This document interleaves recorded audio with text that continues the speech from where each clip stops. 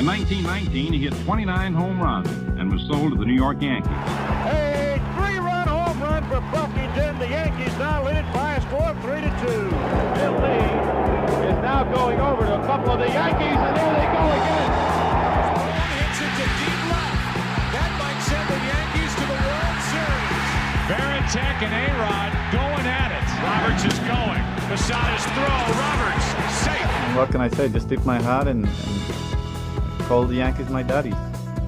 Welcome to Fanbase, a deep dive into the greatest rivalry in sports. Brian Shackman here, John Senecal, episode 94. At the time of this podcast, Aaron Judge still at 60. The Red Sox didn't pitch to him, which I was wrong. He only walked 5 times in the series, though. Yeah, but that's 5.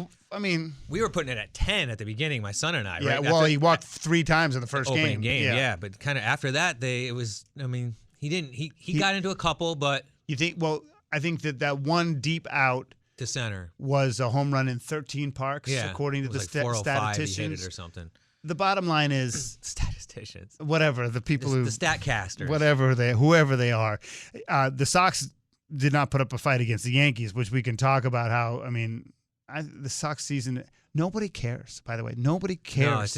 Nobody's interested in it. And the kid who pitched on Sunday, the Bayo, Brayan Bayo, I think Bayo, like not Scott Baio, but no, it's spelled differently. We think it's Bello, but they often say Bayo. He looks pretty good. He's got good stuff. He doesn't give up home runs. He's got good stuff, unlike Cole. What is it with Cole pitching at Fenway? Like, they should just not pitch him there. Like, that's like his kryptonite. Yeah, he's one of those, like, I remember Mussina used to kill the Red Sox, and like I feel like with Cole, if you don't get to him early, he's fine. Right. And Mussina was the same way. Like if you get to Mussina early, you can knock him out. They always give you the length, and it's like you have to get to him early. But something about Fenway and Cole, it's like he my can't God. pitch there. But anyway, awful. So let's basically the Yankees. They're going. The division is set. They're going to win their division. Yes, that's set, and then it's a question of who are they going to draw, and then and where do you go from there, and can they beat the Astros? And that's really what it comes down to. I mean, I know the Indians will be pesky. I don't think they'll have. Indians are scary though. They got some very good pitching. The Guardians. But the bottom line is everything's in alignment. I mean, the ALCS. I think it'll be Houston and New York, and the NL. I mean, you would assume. You'd think it'd be Atlanta. I mean, it's either going to be Atlanta, New York, or the Dodgers. I mean, the Dodgers. That's a big deal, though. Who it either is, either New York or Atlanta. It's a way bigger deal now in that division. Why do you? If you win the East, that way you don't have to face the Dodgers. Most likely. Yeah, and that. I mean, that division, this isn't a podcast based on the Mets, but the Mets play the Braves next weekend, 3-game set, but will determine who wins. As we speak now, it's like a game and a half, I believe. So that could easily get it done. So the Yankees, in terms of the team, is set. So let's talk about Judge, and he walked 5 times in the 4-game series. They would have called the game sooner if he were not slated to maybe come back up when it came to the Sunday night game. But do you think he's feeling pressure now? Is it officially? I think there is some pressure, obviously. I mean, how could there not be? But it's what I think is just strange is like how it's always got to be like a show of like, oh, look who's up in the booth. It's like every time they show the booth, it's like Maris's family gets bigger. Right. Like every game, it's like, oh my God, it started with like the two sons, right. And now it's like 17 people up there. And like now that they're not vaccinated or not doing the vax, they'll have like 30 people in Toronto probably. It's just like every game. I think that's a little strange. Obviously, yes, I think he's feeling a little bit of pressure, a little bit of frustration. You saw that on the check swing call where you don't see much ever emotion from Judge, and You've seen a little bit more of it lately. Listen, what we got? We're about two weeks left, 10 games, something like that. This is when you start thinking to yourself, if you haven't hit a home run in the last 6 games, are you going to do it? Are you going to do it? And the pressure starts mounting, So he'll sit there all day and say, no, there's no pressure, because he just thinks about winning and being in the moment and all the cliche talks. But how can there not be pressure? How can there not? Do you think he'll do it? I think he'll do it. I think going to Toronto will help. But at the same time, that is going to be a very tense series, right? It's not like he's going up there just to have a beach day, right? So it's going to be tough. But I think that will help. You've softened your call, because initially you said he would hit way more than 61. I thought he would hit Mary, because he was on kind of a little bit of a jump, but I do think he'll still break it. I still think he could hit 65, but I mean, it's going to be tough with 10 games or so to go. It's a big mountain to climb, and like we've always said, you got to be pitched to, right?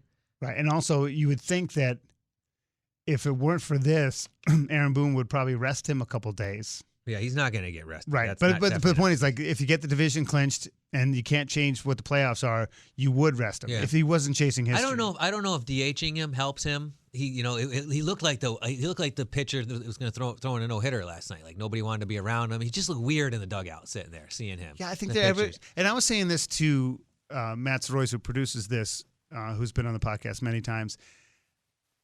I mean, the energy around it's different. And obviously when it was Sosa and McGuire, it was kind of magical because they were doing it at the same time and there was a back and forth and they really kind of embraced it.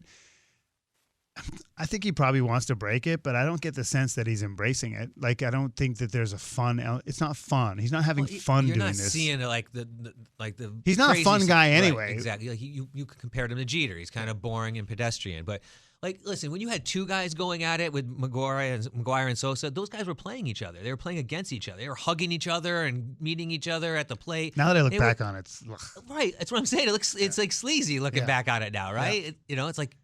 It's embarrassing. Shaking the politician's hand who went to jail. Yeah, I'm embarrassed. I'm embarrassed that I was in. I remember we went to, because I think when they did it, McGuire could have hit 70 like in Boston, and we went.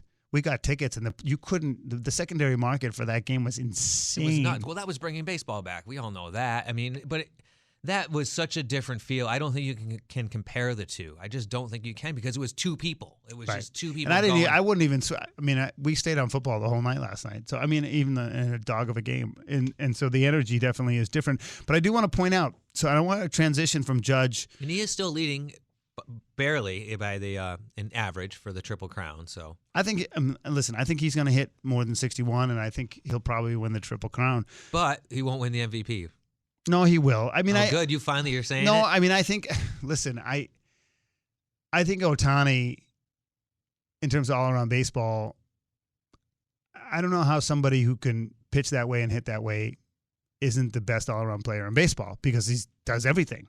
But I understand why he won't win the MVP, and I understand the argument for Aaron Judge. But I can't imagine someone who can hit every day and get you a W every 4 days isn't the most valuable person in baseball. Yeah. So, I mean, I think the award's fine to go to Judge. I just think that what Otani does is a different conversation. It's almost like a different plane. Maybe the way, the athletes are coming up nowadays, maybe in the next 10 years, the next generation, you will see a different award in Major League Baseball for that type of player that can do both. Because I would anticipate that there's going to be more players like him coming from other countries and our own country. Not to mention, you have the option of being a closer too. I mean, you're a good pitcher and you can throw one inning and still get 4 at bats because you can still hit now with the Otani rule. It's so interesting. It changes the game. It's so interesting you bring this point up because I haven't talked about it, but I do hope that what Otani does leads, because all this Moneyball crap has ruined the baseball. Specialization, pitcher only. It has ruined the game, and I hate it.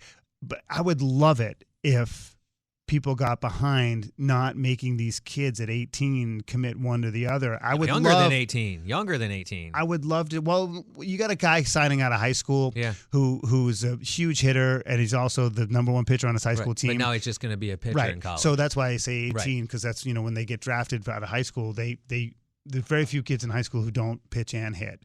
But what I would say is I would love to see a pattern of people doing both. I think it would be awesome for the sport. I do think it would be the type of thing you can. Well, maybe that's what MLB's doing with that Otani rule. I mean, that's changed. That's what is the rule? Now you can hit and pitch at the same time, and keep if you come out of the game, you can keep your spot in the lineup hitting. So that makes sense. Yeah. So I wanted to bring this. John Senecal, Brian Shackman here, episode 94 of Fan Base, a deep dive in the greatest rivalry in sports. We talked about how your call on Judge has softened, how you initially thought he would break it by a wide margin, and now you're just sort of semi-confident he'll break it. No. Let me finish.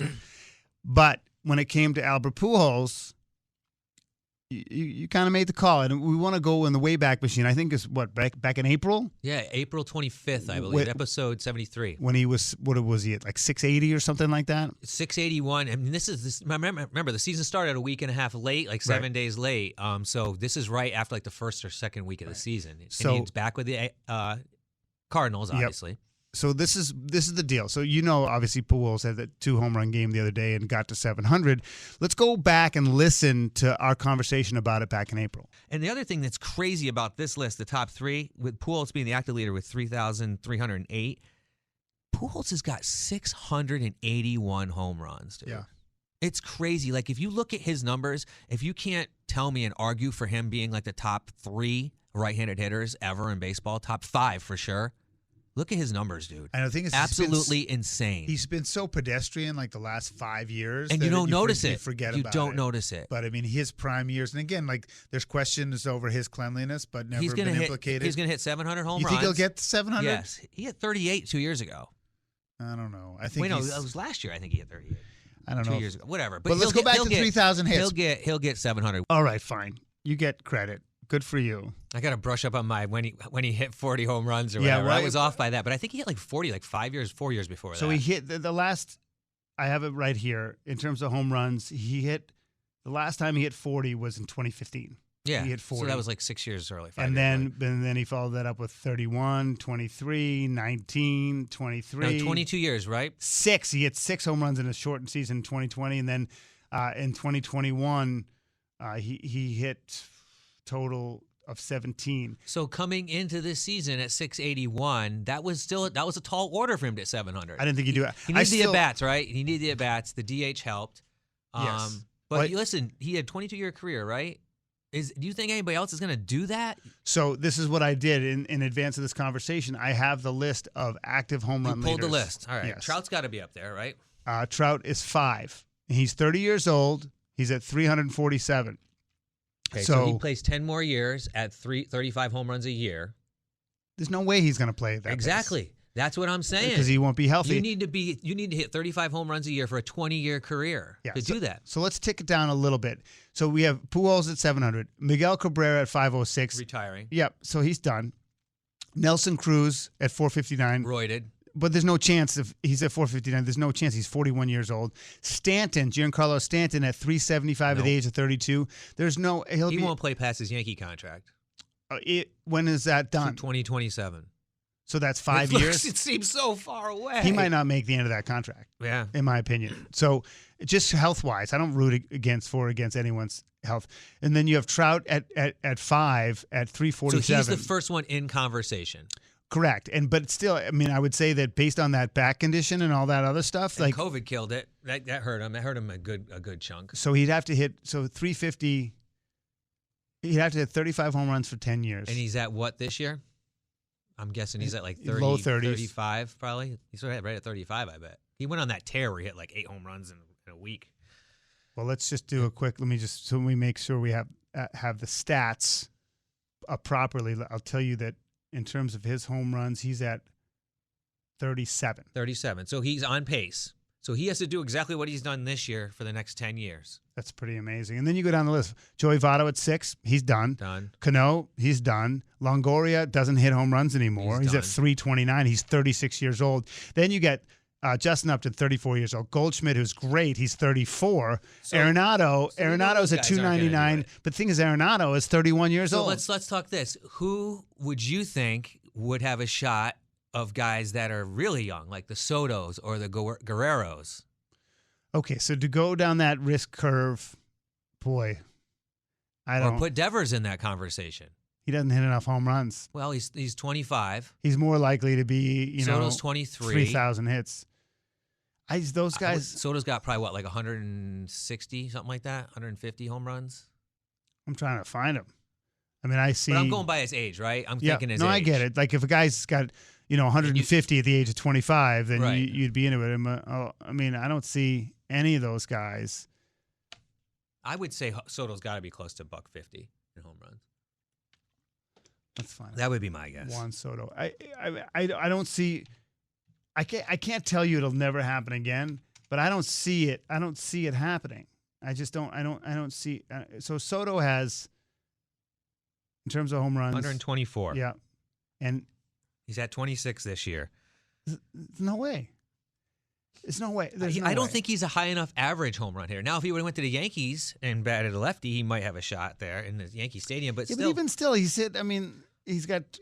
But that's my point. 26 tall order, this year. right? Yeah, I mean, crazy tall order. Vlad has about the same amount of home runs. He's about the same age. I think he's got maybe 10 less. Listen, around if there. you hit 30 for 20 years, you're at 600. Right. I mean, 700 is insane. Yeah. It is insane. So you have to have longevity and the power numbers. And listen, So he is. When you think about it, Albert Pujols is probably one of the top 5 right-handed hitters in baseball history.